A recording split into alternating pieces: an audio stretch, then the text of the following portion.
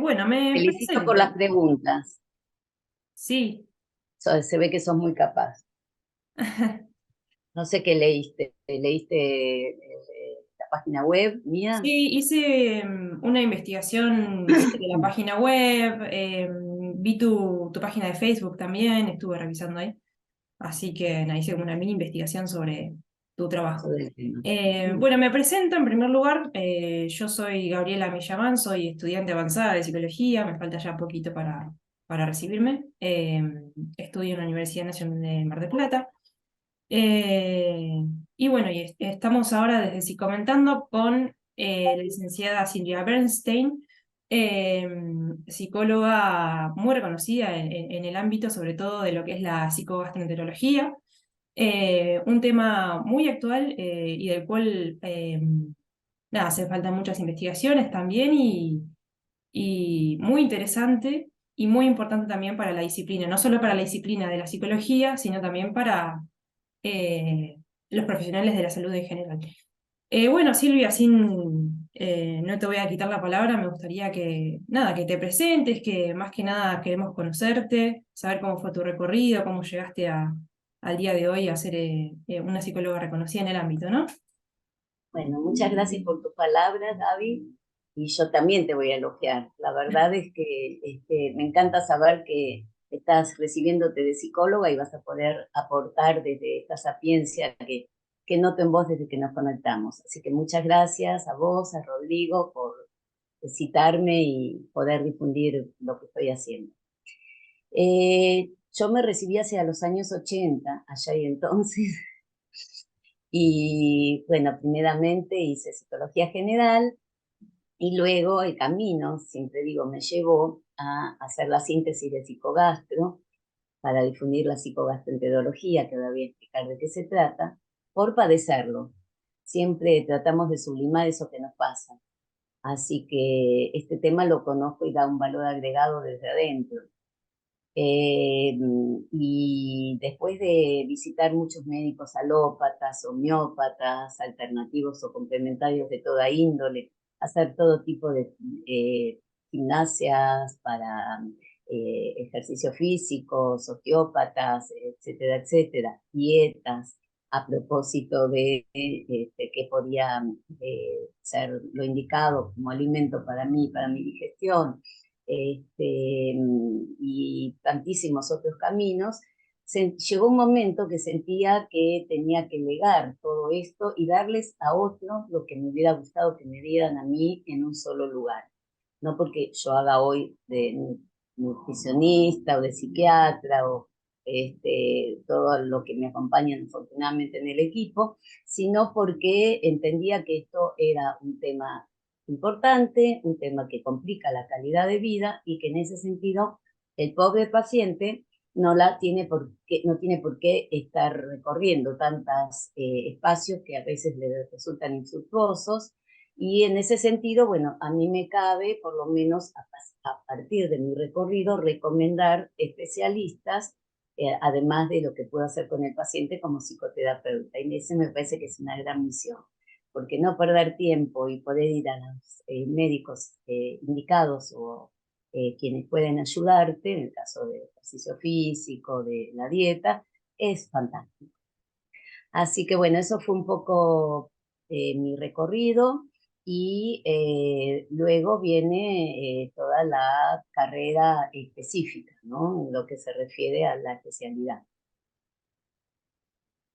¿Quieres que te Bien. cuente un poquitito? Sí, sí, sí, Bien. ¿te gustaría? De Adelante. psicogastro, yo, sabes que perdí la cuenta, pero es hacia los años 90 aproximadamente, cuando decidí que iba a brevar un modelo de tratamiento psicológico para los que padecen básicamente de intestino o colon irritable y de dispepsia funcional, que son las enfermedades llamadas hoy del eje cerebro-intestino, funcionales, o sea que no hay lesión alguna en la estructura, pero quien lo padece, que es un porcentaje altísimo de la población mundial, vive muy mal. ¿Por qué vive mal? Porque el cuadro del colon irritable, como se lo definió en primera instancia, o intestino irritable, tiene una gran cantidad de síntomas, altos y bajos. Y entre los bajos, en lo que hace el intestino, puede haber quienes tienen predominancia diarreica, o predominancia constipada, o predominancia de alternancia. Y en ese sentido, lo que pasa con la calidad de vida es que la persona, y acá es donde entramos los psicogastroenterólogos, está muy alterada en función de sus esfínteres y en cuanto a qué puede hacer con su vida. Todo esto sería lindo de contar, pero quiero definir primeramente el cuadro para que quede claro. ¿Podemos parar un poco? Sí, por supuesto. Quiero sacar esto. Entonces, irritable se define por una alternancia en la frecuencia y forma de las deposiciones en los últimos 3 meses y decíamos que tiene mucha relación con todo lo psicológico. Lo voy a explicar. Este eje cerebro-intestino. Resulta ser que ahí tenemos un cerebro craneal y un llamado segundo cerebro, que para mis pacientes es el primero, es el cerebro intestinal. Así como hay otros, ahora estamos hablando del cerebro cardíaco, en fin, está todo nuestro organismo, cuerpo-mente, que es una unidad conectado en red, tal como lo muestra muy bien la psiconeuroinmunoendocrinología. Y es desde este abordaje global que tenemos que entender al paciente, a nosotros mismos y al paciente que se nos presenta. Entonces, ¿qué ocurre? Existe una autopista de doble vía entre el cerebro, sistema nervioso craneal y el sistema nervioso entérico, donde lo que pasa arriba impacta abajo y lo que pasa abajo impacta arriba. O sea, siempre les explico a mis pacientes, y tengo un hermoso cuadrito acá, que muestra toda la neurotransmisión y cómo hay más información, se sabe hoy, desde el llamado bottom-up, ¿no? En inglés, que sería lo que va desde el tubo digestivo a las neuronas cerebrales, que desde el cerebro hacia todo el sistema nervioso entérico. Pero ambas tienen igual cantidad de neuronas, igual fecha de embriológicamente formación en el feto, que sería el embrión. Entonces, es muy importante que este eje funcione adecuadamente, porque si no lo hace, se gesta esta sintomatología que causa todos estos desórdenes que antes mencionábamos en cuanto a los hábitos evacuatorios, al dolor, al ardor, a la gastritis, al reflujo gastroesofágico, etcétera, etcétera. Y como gastroenterólogos, lo que nosotros, psicogastroenterólogos, podemos hacer, una vez que sabemos que el médico gastroenterólogo pudo diagnosticar adecuadamente que se trata de estos cuadros funcionales, es trabajar con todas las asociaciones, nosotros las llamamos comorbilidades, psicológicas o psiquiátricas que hacen a que siente la persona. Estamos hablando de los trastornos de ansiedad en su vasta gama, estamos hablando de la depresión o trastornos del ánimo, estamos hablando de esa bolsa de gatos que ahora se denominó trastornos somatomorfos para la psiquiatría, y donde hay muchas entidades médicas de origen desconocido que son también muy comórbidas asociadas al colon irritable. Cuando un paciente se nos presenta con colon irritable, también se puede presentar con fibromialgia, jaquecas, ATM, etcétera, etcétera. ¿Por qué ocurre esto? Porque el sistema nervioso craneal y el sistema nervioso entérico están relacionados por el nervio vago. Este nervio vago parece que no tiene sus complejidades y sus complicaciones. Entonces, es allí donde tenemos que trabajar. Como psicólogos, ¿cómo? Y yo diría que todo lo que sea desde arriba para abajo, todo lo que sea las emociones, cómo se gestionan, cómo se gestiona la alegría, va a ser lo menos preocupante. Las emociones llamadas negativas, todo lo que hace al enojo, a este, la vergüenza en el caso de todos nuestros pacientes que tienen colon irritable o cuadros estomacales, al control. Justamente en los trastornos ansiosos hay una predominancia de intento de control de los pacientes en algo que no es controlable, como lo es el sistema nervioso autónomo. Entonces quieren controlar su cuerpo si quieren controlar al entorno en forma ineficaz. Podemos trabajar sobre todo lo que hace a la irritabilidad, decía, por algo se llama colon irritable, que ya hay una constitución irritable de fábrica, podríamos decir. Podemos trabajar sobre la dieta, derivando a los nutricionistas adecuados, porque hay pacientes más dieta dependientes, lo llamo yo, y otros más emocional dependientes en este padecimiento. No sé si me quieres preguntar algo, Gaby, voy bien. No, un poco, bueno, esto que venías mencionando me deja pensando, ¿no? Un poco de lo complejo que es el ser humano, y lo complejo que es también padecer una enfermedad. Venías hablando, esto que es muy interesante, de todo lo que padecen las personas, ¿no? Que atraviesan esta enfermedad. Y por ahí me gustaría preguntarte como como de forma resumida, si tuviéramos que pensar, por ejemplo, cómo afecta el síndrome del colon irritable a las personas que lo padecen en su vida diaria, ¿no? Cómo lo sufren, cómo lo padecen. eh, Sí, Nada. eso, Sí. eso es lo más útil a la hora de entender a este paciente y poder ayudarlo como psicoterapeutas. Porque nuestro paciente va a tender generalmente a tener una alta ansiedad generalizada, ¿sí? Lo que conocemos como TAC. ¿Por qué se caracteriza esta entidad psicológica? Por la anticipación y la catastrofización. Es un paciente ansioso que va a estar anticipando que si tiene que salir de su casa con este problema, seguramente no podrá pasarla bien. ¿Dónde? En el trabajo, en los viajes, eh, relacionándose con amigos, si tienen nuevas relaciones o nuevos emprendimientos, en lo que se refiere a salir a restaurantes, simplemente ir a una fiesta es todo un tema. ¿Por qué? Porque si tiene una modalidad diarreica, la vivencia va a ser de que necesita saber que hay baños próximos, que puede controlarlo. Entonces, muchas veces dejan de ir y evitan, con lo cual estamos en un problema, porque lo que hay que trabajar es la fobia y la posibilidad de que no eviten y se expongan. Esto es lo que hace a la ansiedad generalizada. También tenemos un paciente que tiene mucha asociación con los trastornos panicosos.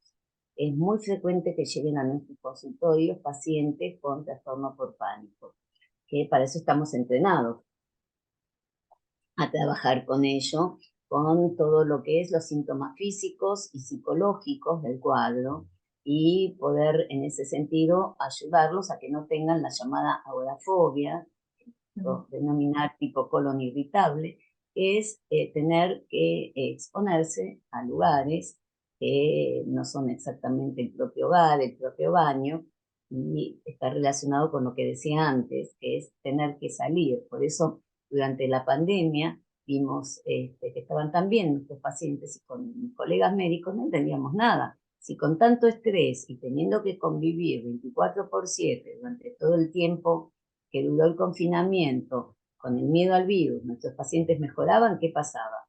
Porque no se tenían que exponer al exterior, no tenían que viajar en esto que es un cuco, que son los subtes, los automóviles, vehículos propios o ajenos, aviones, estar con otras personas en las oficinas, etcétera, etcétera, etcétera. Pero Sí. como en la vida nadie puede quedarse guardado, vimos en cuanto se levantó la pandemia, en cuanto pudimos volver a renormalizar nuestras vidas, que los síntomas volvían y puchas y estamos hoy en post-COVID viendo una epidemia de trastornos tanto mentales como psiquiátricos, ¿no? De índole Sí. alta. Sí, sí, sumamente compleja la problemática porque esto es lo que vos decías hace un rato. Bueno, pacientes llegan a la consulta y no llegan solamente con preocupación por los síntomas físicos, sino también, bueno, dolores de cabeza, ansiedad, eh, incluso trastornos de ansiedad o fobias, ¿no? Habla de la complejidad también del cuadro un poco y de lo que sufren Depresión, estas Gaby, personas. perdón que te interrumpa, pero Sí, depresión, la cantidad sí. de prevalencia de depresión en el mundo moderno asusta, ¿no? Sí, sumamente alta. Y en relación a esto también me gustaría preguntar, bueno, esto de que existe como cierto mito en la población en general y también en las personas que padecen enfermedades crónicas, de que estas enfermedades que son crónicas, además de ser incurables, también deben sufrirse toda la vida. Y la pregunta es, ¿esto es así realmente? Digamos, ¿qué le dirías a un paciente o una paciente que no encuentra solución a su malestar? Qué linda pregunta. Mira, eh, primero que hay que aceptar la condición que uno padece, para lo cual hay que tener un diagnóstico claro. Después, que es importante trabajar con lo que a uno le pasa, ¿sí? Necesariamente, y no dejar de buscar cómo encontrar la mejor calidad de vida desde esto que los pacientes me dicen habitualmente, yo antes no tenía esto. No, claro, no lo tenías hasta que lo tenés, porque desde el modelo biopsicosocial tenemos una genética predispuesta y hay unos gatillos o disparadores, ¿verdad?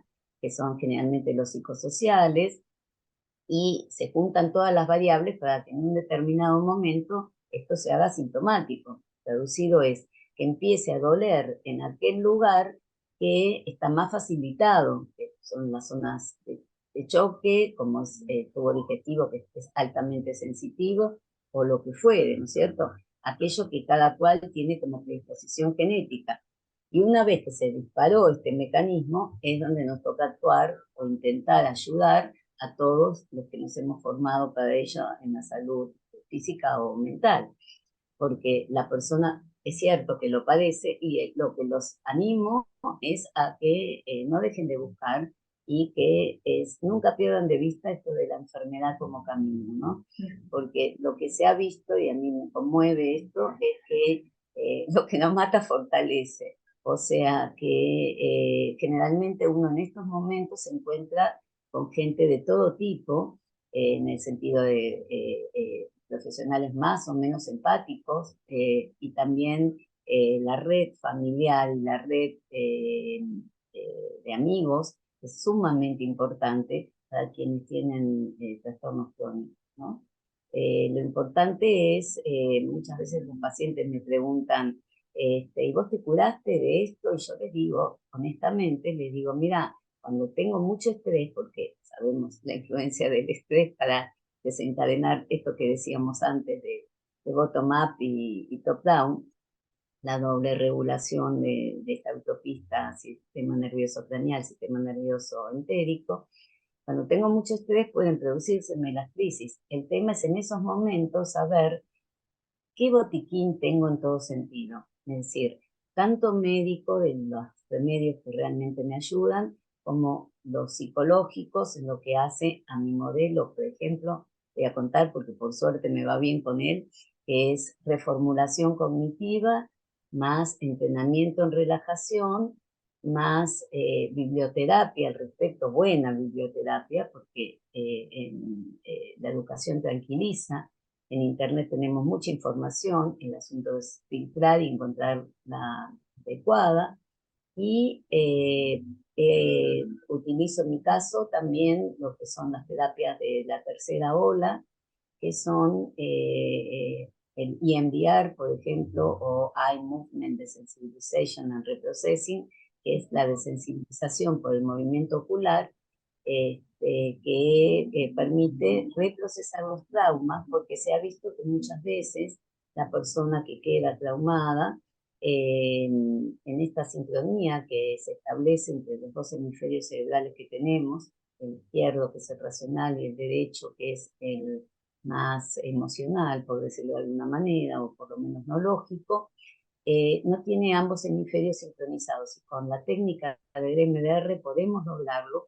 Y al hacerlo, ¿qué ocurre? Que las emociones o la intensidad de las emociones que ese trauma le ocasiona al paciente que está sosteniendo la sintomatología baja. Entonces, es muy desafiante, muy interesante, muy rápido además el proceso, y permitimos que la persona se libere incluso de los síntomas que en sí son un trauma. Porque alguien que fue a querer estar con una muchacha y lo toma los nervios y tiene que estar en el baño, como en Mi novia Polly, la película, que el actor tiene esta situación, todos nos reímos de que se queda en el baño cuando en vez de poder estar con la que pretendía seducir, para el que lo padece no tiene nada de divertido y ya le queda como una huella de trauma para las próximas veces no querer salir si no lo trabaja. Entonces es importante que esto no se establezca en nuestro cerebro como una cruz y la persona pueda afrontar nuevas circunstancias parecidas sin los miedos pertinentes que se refuerzan en él o ella a propósito de esas circunstancias traumáticas. Entonces, con esto te quiero contestar que las enfermedades médicas crónicas, sí, son crónicas y a nadie le gusta enterarse que tiene algo crónico, pero se pueden llevar con mucha dignidad y muy buena vida. Sí, qué interesante lo que contaba Silvia, porque es verdad, las personas que padecen esta enfermedad sufren en cuanto a lo social también y lo importante también de contar con un montón de herramientas. Dame un segundito, Dale. que se me desconectó la batería, Dale. No así entiendo cómo lo editan después con todo esto y yo no vi las tres que me mandó Rolly, después las voy a ver. Ah, no, sí, Resumen, sí, se ¿querés? recorta todo lo que haya Ah, que recortar, no hay problema. qué va. Eh, Bien, perfecto. Ahora sí. Bueno, Eh, bueno, retomando lo que nos contaba Silvia, me interesa rescatar esto que contabas de, bueno, cuántas herramientas se necesitan para ayudar a estos pacientes, ¿no? Y en ¿cuántas relación también, herramientas se necesitan? Discúlpame que te interrumpa para sí, vivir, sí, te venía a hablar, ¿no es cierto? Y más sí, sí, si estás padeciendo. Sí. sí, totalmente. Eh, y esto, en relación con la pregunta, con la respuesta, me gustaría preguntarte, además de médicos, gastroenterólogos, nutricionistas, además de este tipo de profesionales, ¿no? ¿Por qué es importante acudir también eh, a especialistas en psicogastroenterología o a psicólogos? Te agradezco nuevamente la pregunta porque, mira, el psicólogo general eh, sabe, si tiene una buena formación, de todo un poco, vamos a decir. Los psicogastroenterólogos, y en este sentido, vos sabés que tengo una escuela de formación de médicos y psicólogos que quieren especializarse en la psicogastroenterología, lo hemos conversado, y me siento re orgullosa porque es como pasar la posta de lo que estoy investigando como misión, digamos, por mi camino. Saben no solo del tubo digestivo, porque no somos un tubo digestivo caminando, pero más específicamente pretendemos, junto a la doctora Solé, que es keeper y gastroenteróloga, darles una formación sobre la fisiopatología del cuadro, sobre eh, la farmacología existente para lo gastroenterológico, siquiera para que sepan los remedios cuando los pacientes vienen, que los psicólogos sepan cuáles son las drogas que están tomando, posibilidad de efecto, etcétera, etcétera. También darles, a partir de que en la escuela hay nutricionista y psiquiatra, qué dietas son las más accesibles y necesarias para mejorar. Insisto, cada vez se descubre más el rol importante de la nutrición. y también para todos, no solo para los que tenemos intestino irritable. Pero bueno, en este caso, que el psicólogo sepa cómo hay dietas hipofermentativas, que pueden ayudar a que sufra menos al momento de su alimentación el paciente, y también muchas veces necesita nuestro paciente ser medicado desde lo que se llaman neuromoduladores o modulación central, que son los mal llamados para mí antidepresivos, que en realidad son los reguladores de la serotonina que hay en un 95% en las terminaciones nerviosas intestinales, 9,5, con lo cual y el resto sistémico en todo el cuerpo, con lo cual entendemos por qué nuestros pacientes tienen tanta ansiedad, depresión, y por qué se les da muchas veces los antidepresivos entre otros fármacos. Porque al desregularse la serotonina se dan los trastornos del ánimo, depresión, conjuntamente con los trastornos de la motilidad digestiva, con las diarreas, las depresas, estreñimientos, los cambios de motilidad, etcétera, etcétera. Entonces, bueno, los gastroenterólogos necesitan sí o sí estar formados en, en todo este combo, en qué remedios accesibles hay, en qué, hasta donde hoy sabemos, en qué dietas son las más benéficas, en qué fármacos psiquiátricos pueden ayudar mucho, insisto, mucho al paciente. Cuando tenemos pacientes que ya han probado todo o que han probado distintas dietas, y que siguen mal, realmente se hace necesario la neuromodulación, ¿no? Para que no sufran tanto su sintomatología. Entonces, lo que diferenciaría al psicogastroenterólogo del psicólogo general sería esta posibilidad de, específicamente como el psicocardiólogo o el psicooncólogo, que afortunadamente todas son ramas de la psicología de la salud hoy vigente, estar más orientado. Es un nicho, es una especialidad. Y por eso en la escuela hay desde los alumnos y desde mí tanto interés por ofrecer más en la psicogastroenterología, ¿no? Porque da herramientas, tiene un paciente afectado con todo esto y el psicólogo puede saber hacia dónde, lo que antes decía, si utiliza las técnicas cognitivas conductuales, la reformulación cognitiva. Se utiliza el entrenamiento en relajación, que de hecho se necesita para el sistema nervioso, las visualizaciones, las meditaciones, las varias, la enseñanza de respiración consciente, que es pero tan útil y les gusta tanto a los pacientes. Así que bueno, podría seguir contándote, pero vamos orientados en esa línea de entender y poner una lupa sobre la problemática y ver con qué recursos contamos.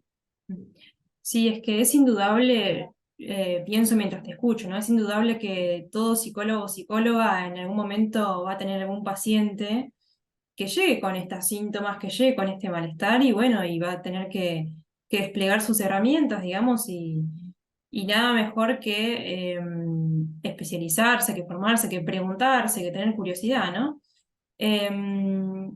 Sí, Si te porque si parece, no te sientes muy impotente. sí, No podemos especializarnos en todo, pero la verdad, o derivar. Si te llega un paciente con alguna, donde vos sentís que no te alcanzan las herramientas, tenés que saber que esto existe y que es posible ayudarlo desde otra vertiente. sí, totalmente.